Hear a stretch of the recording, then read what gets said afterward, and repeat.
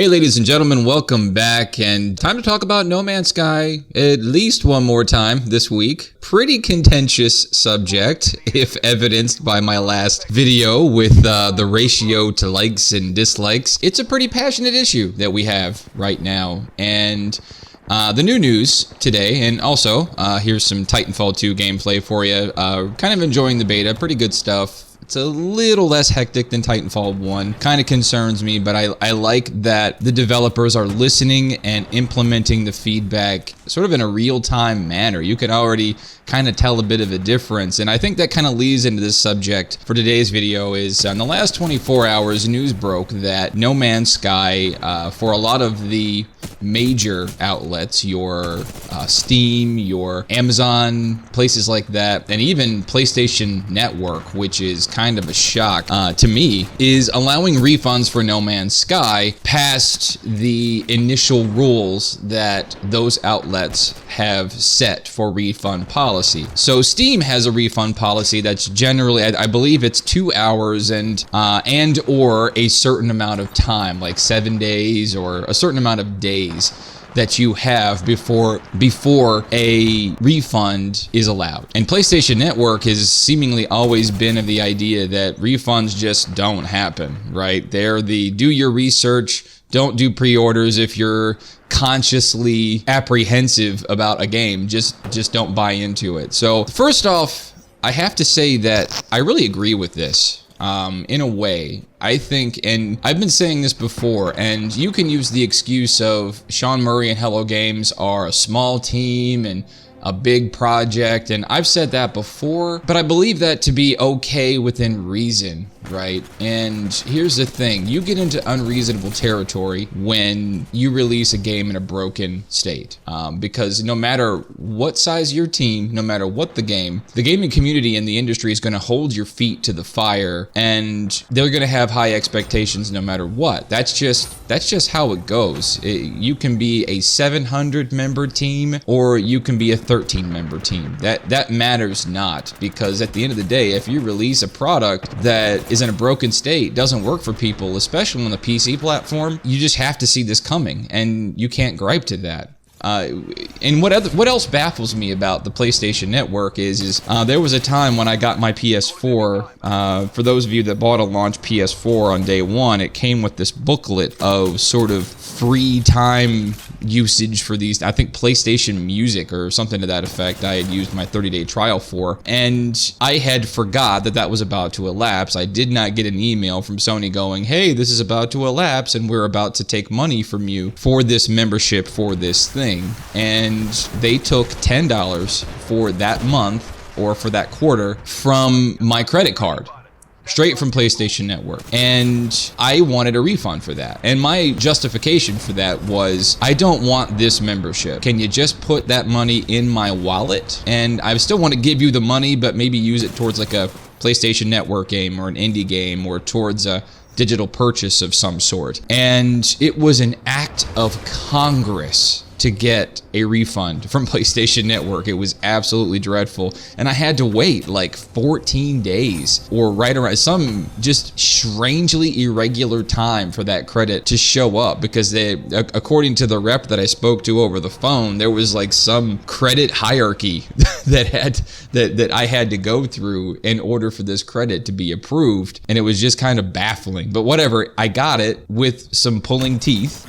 So that happened, but now folks are going on PlayStation Network and they are chatting with some agents that are saying, normally we don't refund these things. These are, all purchases are final, but here's your refund, without like a second guess. And that leads me to wonder, with all these outlets sort of just proactively saying, hey, here's your credit, here's your refund, we get it. I almost wonder if they're sort of proactively doing that now as sort of trying to ward off or prevent some kind of class action lawsuit or something like that, because there's no denying that there has been some misinformation here. At least that's the perception. And really, again, in this industry, perception is reality. That's just how it goes. And then, of course, the broken, unworking PC version, even on my PlayStation 4 copy, on the review copy that I got the day before launch, it must have crashed a half a dozen times that day. And it was a little bit frustrating. I've got so much of that stuff on recording, even on my pre-launch live stream. It must have froze like 2 or 3 times during that live stream. So not a very good image, but I have to give it to Hello Games and all of the swirling of frustration for what's going on with them and their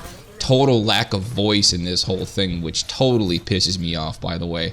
The fact that they're so silent about anything going on about this game other than customer support, which I respect. I respect customer support, and I respect that they are making a full effort to repair the broken launch of this game, and they've done a great job of that so far. They've had consistent patching. They've released 4 or 5 patches. They put stable testing and stable beta patches on Steam to get them tested out.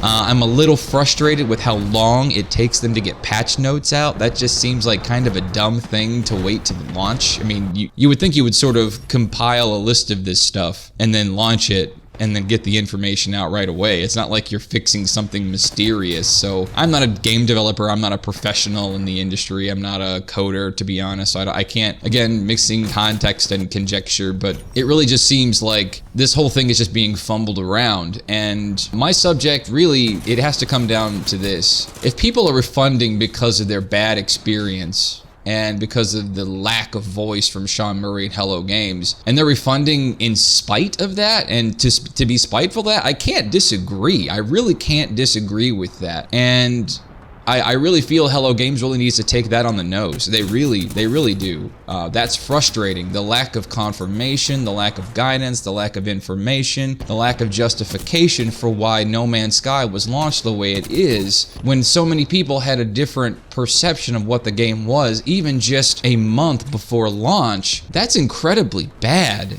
And that I can see why that would rub people the wrong way, and that's very deserving in my opinion. It may not be the best thing for the game because I can see a whole lot of support happening. I'm glad they're fixing it. I have had 0 crashes on the PlayStation version of No Man's Sky since this week, since 1.05 was released last Sunday.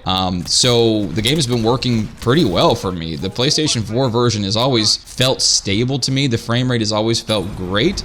It just crashes in certain scenarios, and I'm glad they're working on fixing that. PC folks, I really feel for you.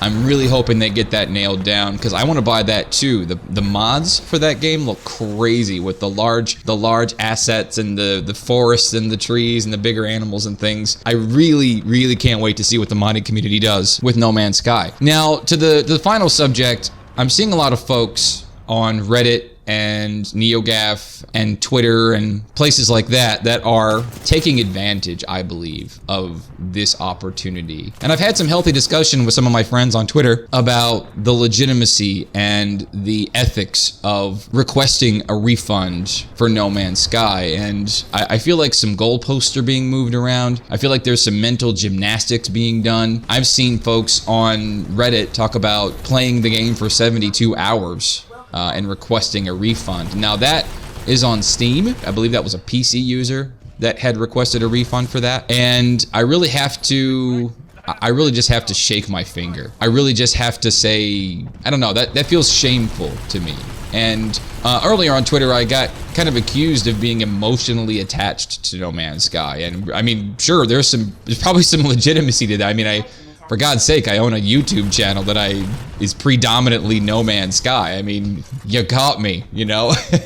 it is what it is. But I don't feel that I've never not held a company to account. I mean, if you look at even just before launch, I criticized Sean Murray for the lack of information about the PC version. And I warned him. I said it. I said, if you launch this in a broken state, or if you don't launch it at least on a basic standard that PC users tend to enjoy, then, well, they're going to hold you to it. And they're going to be very boisterous on that. And, well, we're seeing that. I've held Nintendo to account for their failures, and I love Nintendo. I've been emotionally invested in Nintendo my entire life. I grew up with that. But the big thing is I am emotionally invested in No Man's Sky because it's been a concept that I've enjoyed since day one. But I'm emotionally invested in the idea that I want better for this industry. I want better for this game, but I also want better for the community and the players too. I want better for them and I want better from them because people can be pretty toxic, but I don't find people to be unreasonable at the core of it all when it comes to the treatment of the consumer in this industry. And that's been my issue with places like Ubisoft, that they just seemingly, there's this disconnect between them and consumer. And I've got some news coming up hopefully here very shortly in interactions with companies like Ubisoft. So stay glued for that, because if you follow me and you know me, you know I'm a huge detractor of Ubisoft. I've said it before, or Ubisoft, because I like to get, people grill me in the comments for how I say Ubisoft or Ubisoft. I don't think I'm ever going to get that right. I don't think even the developers get that right. Here's the thing. I don't blame folks for wanting a refund after a sour experience for No Man's Sky. I don't blame people for holding Hello Games and Sean Murray's feet to the fire for how this has all been treated and how this has all been approached. I don't hold them accountable at all. I think it's a little distasteful when people have gotten a lot of mileage out of the game regardless of the crashes. When you're talking 50, 60, 70, 100 hours only to request a refund for that I just think that's not good. And you can say whatever you need to justify that. You toughed out the glitches, you made it happen, right? You may have not had that great of an experience, but what game have you ever bought that was a bad experience that suddenly, well, I've gotten my fill of this game, I've played it for 12, 20, 30 hours, I've completed it, game sucked, it had some performance issues, I want a refund, right? That doesn't happen. And in normal circumstances, an outlet like PlayStation Network or Steam or even retail would laugh you right out of the store. And I think that's the important piece here, is we have to really consider sort of the ethics of it.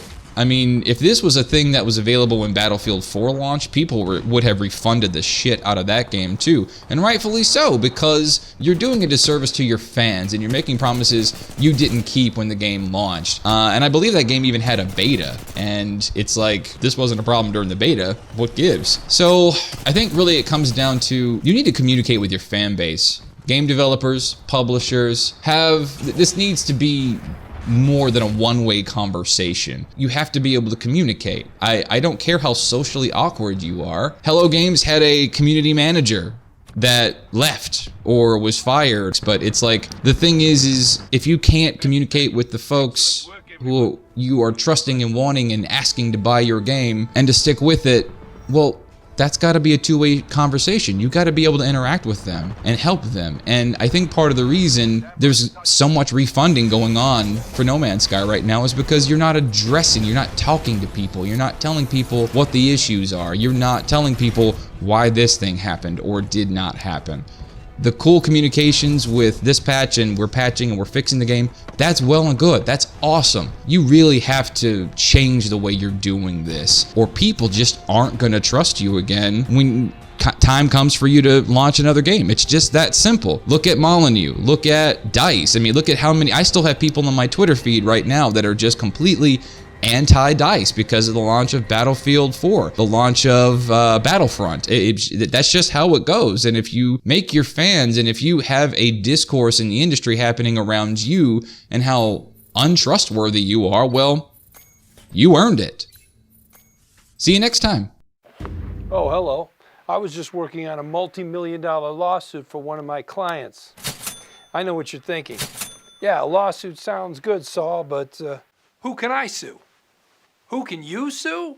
Try police departments, libraries, construction companies, school officials, cleaning services, financial institutions, local and international, your neighbors, your family members, your church, synagogue, or other religious institution, your employers' customers, suppliers, companies.